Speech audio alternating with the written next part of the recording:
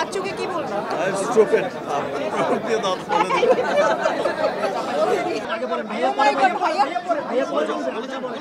That was so good.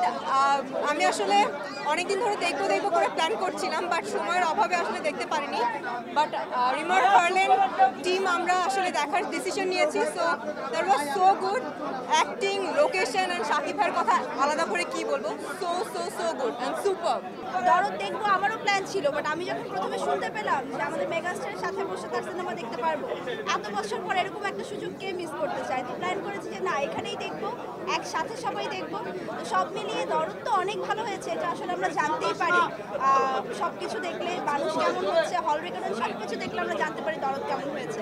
কিন্তু এই যে এক্সপিরিয়েন্স মেগাস্টারের পাশে বসে সিনেমা দেখা, এইটা আসলে কোনো তুলনা হয় না। অ্যান্ড ওভারঅল মামুন ভাই কংগ্রাচুলেশন।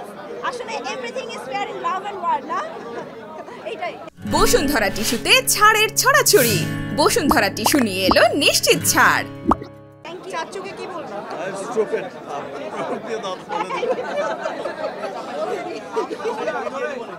দর সিনেমাটা আমার কাছে খুবই দরদিয়া লেগেছে, একদম যেটাকে বলে যে আমাদের মনকে স্পর্শ করে যায়, আমাদের মনকে ছুঁয়ে যায়, আমার মনকে ছুঁয়ে গেছে।